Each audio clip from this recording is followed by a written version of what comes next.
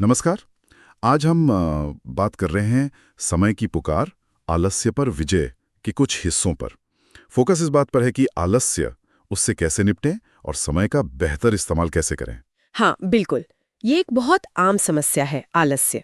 और एक कहावत है जो हम सबने सुनी होगी, बहुत मशहूर, कल करे सो आज करे सो अब। हाँ, बचपन से सुनते आए हैं। मतलब सीधा है, कल का काम आज निपटाओ और आज का वो तो अभी करो। सही। इसी से जुड़ी एक कहानी भी है इस स्रोत में, अमन और समय की सीख। ये कहानी इसी कहावत के मतलब को समझाती है। हाँ, और हमारा मकसद सिर्फ कहानी सुनना नहीं है, बल्कि ये समझना है कि इसके पीछे की सोच क्या है, क्यों ये टालम-टोल की आदत मतलब इतनी बुरी है। तो कहानी शुरू होती है एक गांव के छात्र से, अमन। लड़का होशियार था, उसमें कोई शक नहीं, पर आलसी था। हाँ, बहुत आलसी। कोई भी काम हो, होमवर्क हो या घर पर पिताजी की मदद करनी हो, उसका एक ही जवाब होता था, अरे कल कर लूंगा। ये कल कर लूंगा वाली आदत। हाँ, तो एक दिन उसे स्कूल से एक जरूरी प्रोजेक्ट मिला और अंदाजा लगाइए। ओए, कल कर लूंगा। बिल्कुल, वो उसे भी टाल रहा था। लेकिन इस बार उसके दादाजी ने, जो काफी ज्ञानी थे, उसे देख लिया। अच्छा, फिर दादाजी ने क्या किया? डांटा? नहीं, डांटा नहीं। उन्होंने एक अलग तरीका अपनाया।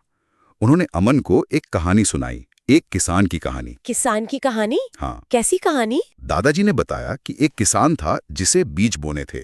मौसम बिल्कुल सही था, पर वो रोज सोचता, चलो कल बोऊंगा। ओह, तो वो टालता रहा। हाँ, टालता रहा और उसका कल कभी आया ही नहीं। फिर क्या हुआ? अंदाजा लगा सकती हूँ, समय निकल गया होगा। बिल्कुल। बीज बोने का सही समय चला गया, बारिशें आईं और चली गईं, जमीन एकदम सूखी रह गई।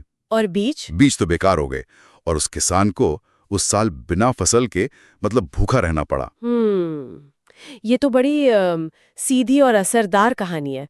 मतलब दादाजी ने सीधे उपदेश नहीं दिया, बल्कि एक उदाहरण से समझाया। सही। और देखिए, ये कितनी दिलचस्प बात है। किसान की कहानी का इस्तेमाल किया समय का महत्व समझाने के लिए। जैसे किसान के लिए सही समय पर बीज बोना जरूरी था, उसकी रोजी रोटी का सवाल था। हाँ, वैसे ही अमन के लिए अपना काम, वो स्कूल का प्रोजेक्ट समय पर करना उसके भविष्य के लिए जरूरी था। सही कहा। कहानी का सार यही है ना, कि समय रुकता नहीं किसी के लिए, इंतजार नहीं करता। अगर सही वक्त पर एक्शन नहीं लिया तो मौका हाथ से निकल जाता है। हाँ, मौका निकल जाता है और बाद में सिर्फ पछतावा रह जाता है। बल्कि कभी-कभी तो वो काम करना और मुश्किल हो जाता है, जैसे उस किसान के लिए सूखी जमीन पर बीज बोना। हाँ, ये भी है। और एक और बात, टालम टोल से ना अंदर ही अंदर एक तनाव भी बनता है। शायद अमन भी वो महसूस कर रहा होगा। बिल्कुल। तो दादाजी की ये कहानी, ये अमन के मन में बैठ गई। उसे समझ आ गया कि ये कल कर लूंगा वाला रवैया उसे कहाँ ले जा सकता है। अच्छा, तो उसने क्या किया? उसने फौरन अपना प्रोजेक्ट उठाया और काम में लग गया। उसे समय की कीमत समझ आ गई। बहुत बढ़िया। और यही तो इस कहानी की मुख्य सीख है ना? स्रोत में भी यही सीख बताया गया है। समय बहुत कीमती है, अमूल्य है। जो काम आज कर सकते हो, उसे कल पर टालना मतलब एक तरह से अपने भविष्य के दरवाजे बंद करना है। समय पर उठाया गया एक छोटा कदम भी बड़ी सफलता की नींव बन सकता है। बिल्कुल। ये एक चुनाव है, आलस से चुने या काम। सही कहा। तो इस पूरी बातचीत से एक बात तो साफ है, ये जो टालम टोल की आदत है, ये हमें सिर्फ पीछे नहीं खींचती, ये हमारे आत्मविश्वास को भी कम करती है, हमारी संभावनाओं को भी। हाँ, बिल्कुल। जबकि अगर हम फौरन काम शुरू कर दें तो हम आगे बढ़ते हैं। तो ये जो कहावत है, कल करे सो आज कर, आज करे सो अब, ये सिर्फ कहने की बात नहीं है। नहीं, ये तो जीवन में आगे बढ़ने का, सफल होने का एक महत्वपूर्ण सिद्धांत है, एक नुस्खा है।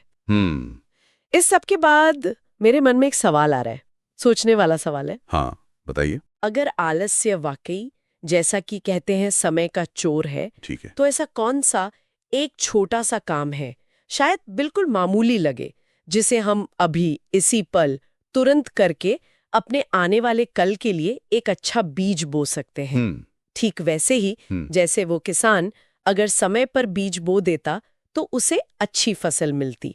वो एक छोटा काम जो हम अभी कर सकते हैं, वो क्या हो सकता है?